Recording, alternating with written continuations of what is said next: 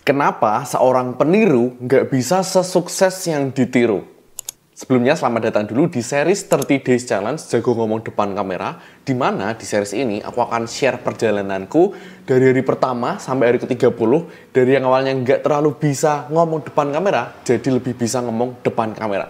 Kita lihat sama-sama, apakah ada progresnya, apakah ada progres yang signifikan atau enggak, kita lihat sama-sama.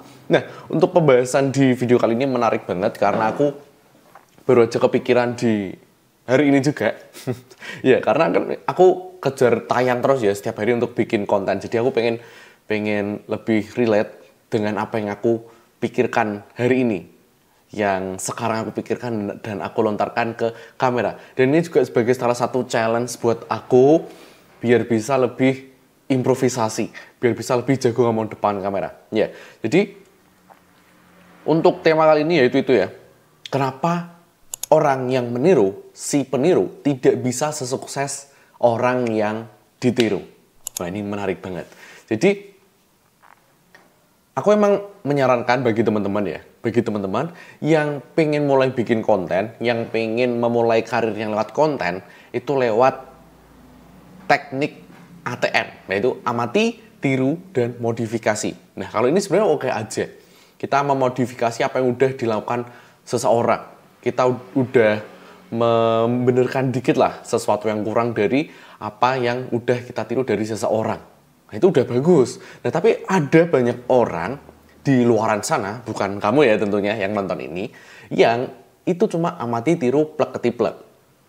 Ada, dan itu banyak. Mereka meniru seseorang yang mereka sangat puja-pujakan. Meniru tuh segala aktivitasnya, segala yang dilakukan, dia tiru plek ketiplek. Boleh nggak sebenarnya kayak gitu? Ya nggak apa-apa. Tapi biasanya yang menjadi beda adalah ketika mereka melakukan kegiatan meniru plek ketiplek ini, mereka juga mengharapkan hasil yang plek ketiplek. Nah, kalau ini udah mulai berbeda ya. Kalau yang dilakukan adalah kegiatannya aja, nggak apa-apa. Cuma kalau udah berharap hasil yang sama, biasanya nggak bakal kejadian, nggak bakal keturutan kayak gitu.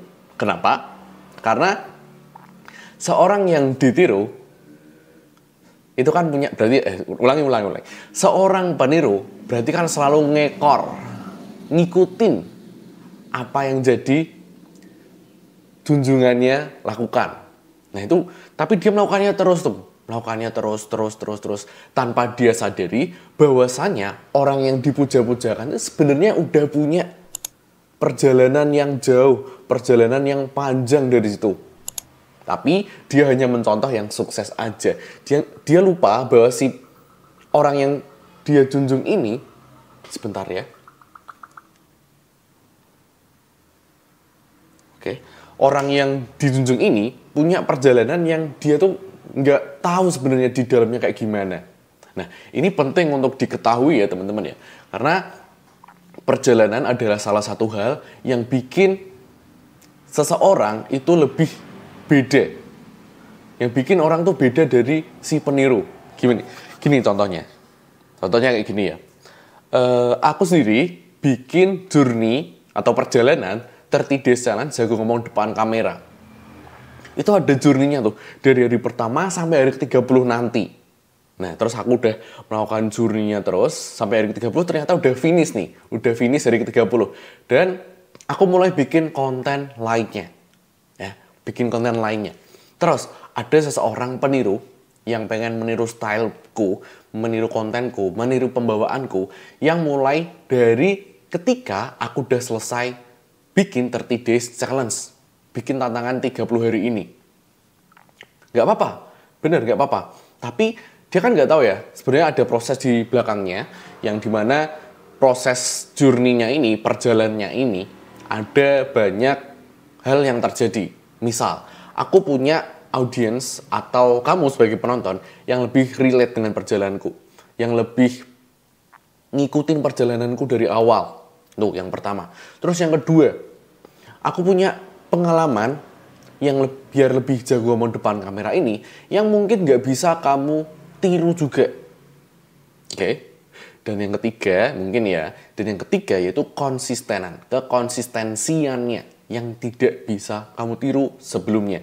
Aku kan udah bikin 30 Days Challenge dan kamu tiba-tiba membuat hal yang sama kayak aku. Itu kan pasti beda ya, karena ada journey-nya di situ. Nah, contoh lagi ya. Aku punya partner, aku punya pasangan. Dia adalah seorang food vlogger. Dia bikin konten tentang makanan ya, food review, food vlog gitu. Dan aku adalah salah satu timnya. Yaitu ya, untuk info dulu, untuk nanti next video aku akan jelaskan ada suatu hal yang menarik dibalik menjadi food vlogger. Nah, tapi lanjut dulu. Partnerku ini udah mulai bikin konten sejak 2020. Perjalanannya panjang banget. Dan sekarang udah 2024. Dimana sekarang udah bisa dapetin penghasilan yang oke banget. Terus bisa lebih dikenal sama masyarakat. Lebih lancar ketika ngomong. Itu pasti terjadi tuh. Tapi banyak orang sekarang, kreator-kreator yang bermunculan. Pengen menjadi seperti partnerku ini. Tapi kenyataannya tidak semudah itu. Karena ada perjalanannya di sana.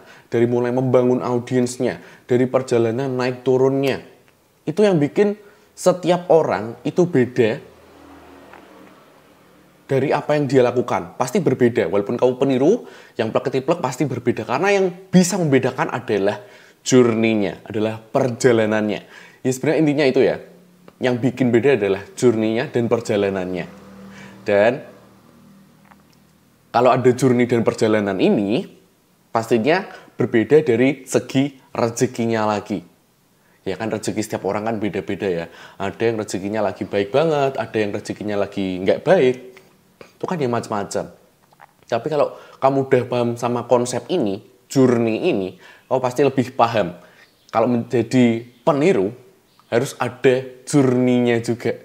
Harus punya perjalanannya sendiri, biar audiens lebih rela ngikutin. Kamu punya perjalanan naik turun yang audiens tuh bisa lebih engage dan suka sama apa yang kamu lakukan. Itu yang bikin kamu beda. Jadi setiap orang di dunia ini bakal berbeda walaupun kamu seorang peniru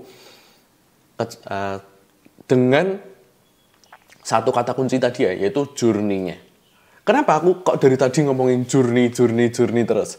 Jadi ketika kita bawa satu hal ini di dunia konten, di dunia maya, di sosial media ini, orang lebih rela ngikutin orang yang dari biasa aja, atau bahkan dari minus, dari nol, sampai nanti perlahan membaik. Ini aku udah sering share di videoku sebelum-sebelumnya sebenarnya.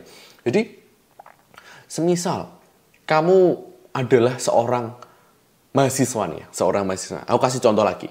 Kamu seorang mahasiswa yang pengen mandiri, nggak pengen minta uang saku orang tuamu lagi, dan di situ kamu mulai bikin konten. Mulai dari nol banget nih, kamu mengumumkan bahwasanya aku pengen mandiri, berdiri di kaki sendiri, aku nggak pengen minta uang orang tuaku lagi. Teman-teman, tolong kasih aku saran dong. Sebaiknya aku dapetin uang tuh dari mana ya? Apakah jualan, ataukah menjual waktuku, atau menjual jasaku, atau menjual apa ya? Terus audiensmu menjawab, kamu Indro, mending kamu jualan payung aja, jadi ojek payung dulu. Kamu kan seorang anak muda yang suka ngomong toh. Nah, kamu jualan jasa payung di pasar itu kan sering banget hujan. Oke, siap, aku jalanin ya. Oke, terus dia menjalani tugasnya itu menjadi ojek payung gitu ya, jasa ojek payung. Dan selama beberapa waktu dia update lagi. Ternyata jadi jasa ojek payung punya uang segini tuh udah lumayan banget loh teman-teman. Terima kasih banyak sarannya. Aku seneng banget udah dibantu. Next kayaknya aku perlu inovasi lagi apa ya? Oh itu bagus. Seneng aku dengernya kalau kamu udah sukses jadi ojek payung. Selanjutnya mungkin kamu bisa nawarin jasa menjahit payung. Itu kan banyak orang-orang yang payungnya rusak.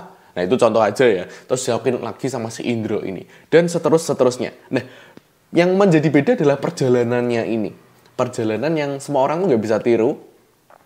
Semua orang pasti punya rezekinya masing-masing juga. Nah, jadi itu dia yang membedakan antara si peniru dan si yang ditiru. Jadi nggak masalah kamu jadi peniru, cuman kamu boleh share juga tentang journey-mu. Yang menjadi kamu beda adalah journey-mu itu. Jadi sekian dulu video kali ini. Menarik ya, aku tuh nggak pakai skrip ini ya. Kebetulan aku nggak pakai skrip, aku los aja mencoba bikin study case baru ya, mencoba membuat contoh-contoh yang ada di kepalaku, study case yang kayaknya relate dengan apa yang aku omongin. Semoga teman-teman bisa paham dengan apa yang aku maksud. Segitu dulu video kali ini. Dan series ini masih satu rangkaian sama mini course jago ngomong depan kamera. Dimana di kelas ini aku akan mengajarkan, aku akan sharing gimana perjalananku dari awal sampai titik ini biar lebih jago ngomong depan kamera. Udah aku kemas secara rapi, kurang lebih ada 3 bab. Bab persiapan, bab eksekusi, dan bab evaluasi. Nah, silakan teman-teman kalau pengen ikutan, ada tugas-tugas prakteknya juga, ada grup diskusinya juga, boleh langsung klik link di deskripsi atau di komen ya. Di situ aku udah sematkan linknya. Kalau kamu pengen ikutan, silahkan ikutan. Tapi kalau nggak pengen ikutan, aku tidak memaksa, karena kelas ini tidak menjanjikan keberhasilan instan.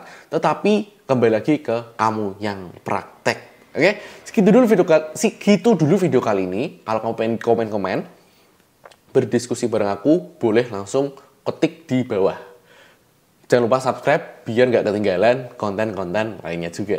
Terima kasih, sampai jumpa di video selanjutnya.